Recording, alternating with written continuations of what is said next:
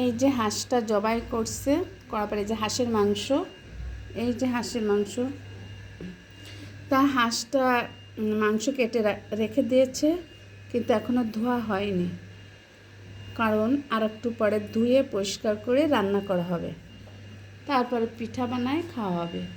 কিন্তু এখন মাংসটা কেটে এই যে এভাবে গুছিয়ে রাখছে। তো আমাদের কাজের খালাটা এসে ভালো করে ধুয়ে তারপরে রান্না বান্না করা হবে। তা রাজহাঁসের মাংসটা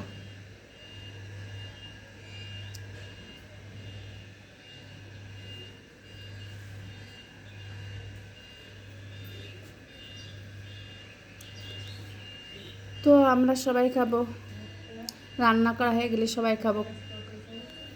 আর রান্না করার সময় তো পরিষ্কার করে রান্না করতে হবে। তো সবার দাওয়াত থাকবে, ভালো থাকবেন, আল্লাহ হাফেজ।